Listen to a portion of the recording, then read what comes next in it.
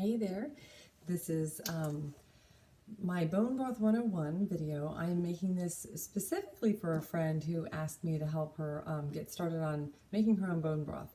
And so I figured the easiest thing for me to do is to start a video of how I'm getting my next batch of bone broth started for myself.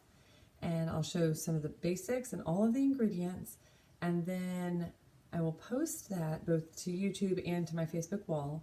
And then as I do steps 2 and 3 and then get it jarred, I will post those videos in the comments of video 1 so that you can follow the full progression of making the bone broth. And then I'll also post those to YouTube. Okay, so the basic ingredients I have in the picture are a whole chicken, organic or free range if you can find it in the grocery store, celery and carrots, organic as well. If you can find those, then you don't even have to wash and worry about getting them cleaned up. Sea salt, turmeric, bay leaf, peppercorn, and this is all in the picture, so don't worry. Apple cider vinegar, and you want it with the mother, so you want it with all the fermented good stuff in there, and shake it up good. And then a big stock pot and distilled water as well, or filtered water from your home if you have that. So basically I have on the stovetop, I have some distilled water in here, and I'm getting ready to just place my chicken right in there and put him in. Okay. Now after that, you're basically going to just take your carrots and you just crack them like this. That is as much as we're doing with the vegetables. And that's why this was very appealing to me, because it was demonstrated to me back in April by another busy mom with many kids. Likely she homeschooled as well. Likely she was gangbusters about gut health. Okay, I'm also doing the same with the celery. So you see I'm just breaking this apart. I'm not cutting, dicing, or anything. I probably had about 4 stalks of celery and 4 or 5 carrots. Okay, peppercorns. We're going for a handful of peppercorns. Can you see that? That's it. Sprinkling those over. Maybe 1 or 2 more. Okay, 1 bay leaf.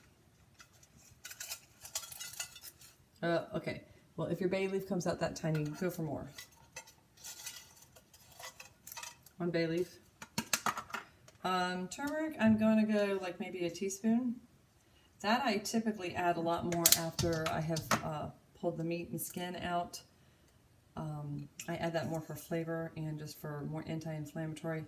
About a teaspoon of sea salt. And then your apple cider vinegar, we're going to go about 2 tablespoons, but I never typically measure. So I call them glugs. If you can see, my bottle's pretty low, so I'm probably going to go whole rest of the bottle right now. And then I have a backup bottle for when I pull the meat and put the bones and skin back in, and then I add more water. Okay, so what I'm getting ready to do is everything's in my pot. You would add more water. I have some from a jug just because I'm very lazy and I don't like to stand at my water filter and sit there and fill it up. Okay, so I'm basically just covering the chicken. So he's got water over him. And I'm going to put my pot lid on and turn him on high. Okay. Now I'm going to cook him for about 1.5 hours at a boil. And that's going to get the meat cooked. And I will be pulling the meat out after that and putting all of the bones and skin back in. And at that point, I'm going to raise the water level all the way up here to where the rivets are. And I'm going to add a second round of everything. More carrots, celery, sea salt, peppercorns, turmeric, another bay leaf, and then 2 more tablespoons of apple cider vinegar.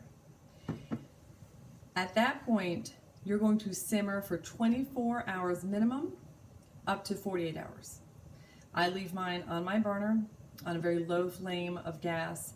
I typically plan this over a weekend or when I know that I will have somebody in the house at all times. I do not use a crock pot. Some people move it to a crock pot. My crock pot is not large enough for water capacity for me to do that. When I'm done in 2 days time, I will have a golden broth. I'm showing you, this is generally what my broth looks like. This is not completely thawed, so I was trying to get the consistency, but you see it's golden. There's very, very little fat at the top. I am showing you, well, this one is frozen. I'm just trying to show you that I completely leave the skin in and boil it down to almost nothing. The apple cider vinegar is what helps to pull the amino acids and the marrow out of the bones and dissolve the skin into really, really good, rich collagen, good fats, things that help with brain health, anti-inflammatories, and gut healing. Okay, so that's video number 1, Bone Broth 101. And like I said, I'll post this to Facebook, and then parts 2, when I pull the meat and bring up the water level, that'll be part 2. And then part 3 will be how I harvest all the broth and get that in my canning jars. What is it? Mason jars. Okay, that's it.